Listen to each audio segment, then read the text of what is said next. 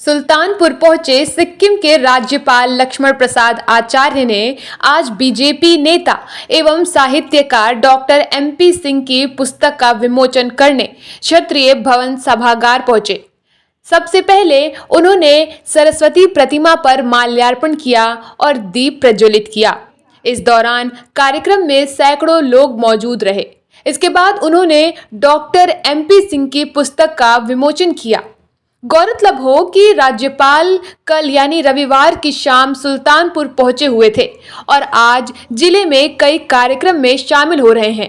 गौरतलब हो कि हिमालय के आंगन से नामक शीर्षक से लिखी गई ये पुस्तक एक यात्रा संस्करण है। वहीं मीडिया से रूबरू हुए सिक्किम के राज्यपाल लक्ष्मण प्रसाद आचार्य ने कहा कि देश की दुनिया में ताकत बढ़ी है, प्रतिष्ठा बढ़ रही है, विदेश में भारत का गौरव बढ़ रहा है, पुराने दिन वापस आ रहे हैं। उन्होंने डॉक्टर एमपी सिंह का धन्यवाद किया और उनका कहना था कि जब तक पूर्वोत्तर राज्यों को लोगों ने नहीं देखा तो भारत को नहीं देखा। एक भारत श्रेष्ठ भारत की कल्पना साकार हो रही है। वहीं जब उत्तर प्रदेश और पूर्वोत्तर राज्यों के बीच अंतर को लेकर कहा कि जितनी विकास हमारे प्रदेश में थे उतना वहां नहीं था, लेकिन मोदी जी के आने से उन्होंने उस पर ध्यान दिया और विकास की ओर अग्रसर कर रहे हैं। कई लगातार पूर्वोत्तर राज्यों को कभी जिस देश का अंतिम गांव कहा जाता था उसको मोदी जी ने देश के पहले गांव घोषित कर दिए हैं। वहीं सिक्किम में बाढ़ को लेकर कहा कि भारत सरकार और सेना के साथ साथ सभी लोग सहयोग कर रहे हैं। निश्चित रूप से देश की दुनिया में ताकत बढ़ी है और देश की प्रतिष्ठा बढ़ी है। देश एक बार फिर से अपने पुराने गौरव को प्राप्त कर रहा है, ये सभी स्वीकार करते हैं। पुस्तक का विमोचन किया है, इस संस्मरण के बारे में मैं इस पुस्तक के लेखक डॉक्टर एमपी सिंह जी का धन्यवाद करता हूँ कि इन्होंने पर्यटन बढ़ावा की दृष्टि से एक अच्छा काम किया है कश्मीर के बारे में। और जहाँ का मैं सिक्किम का मैं राज्यपाल की जिम्मेदारी है, मेरे सिक्किम का वर्णन को बड़ा सजीव वर्णन किया है। जिस चीज़ों को देखा है, चाहे नाथुला का हो, चाहे गंगटोक हो, चाहे हमारे यहाँ श्री गणेश जी का स्थान हो, इन तमाम चीज़ों पर बहुत ही विशद वर्णन किया है। सुंदर है।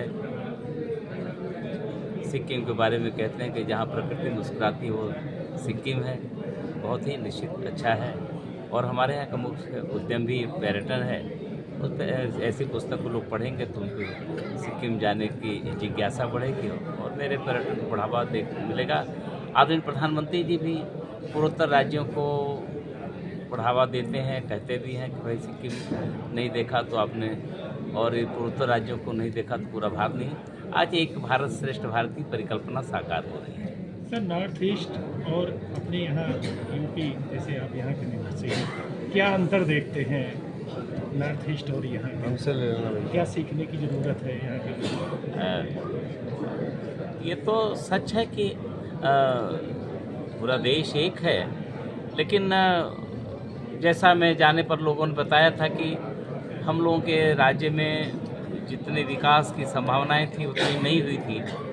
आदरणीय प्रधानमंत्री जी ने जब इधर ध्यान दिया, विशेष पैकेज दिया, उनके जीवन को भी हर पूरे स्थान से जोड़ा। उनके अंतिम गांव जो होते थे, कभी देश के अंतिम गांव होते थे, सीमा राज्य का अंतिम गांव होता था, उसको उन्होंने पहला गांव घोषित किया। ऐसे जो वाइब्रेंट गांव थे उनको विकसित गांव बनाने के लिए उन्होंने तमाम योजनाएं दी, वहाँ वो सुविधाएं दी। और उन्होंने कहा कि आप देश के अंतिम गांव नहीं हो, आप देश के पहले गांव हो। ऐसा कहा तो गांव वासियों का आत्मविश्वास बढ़ता है और वहाँ विकास हुआ है, वहाँ सड़कें हो रही हैं, वहाँ शिक्षा हो रहा है, वहाँ चिकित्सा हो रहा है। तो निश्चित रूप से लोगों को भरोसा बढ़ा है। और एक भारत श्रेष्ठ भारत, जैसा मैंने कहा कि सदैव अटल बिहारी, सदैव हमारे अटल जी, वो सरदार पटेल जी ने इस पर संकेत किया था।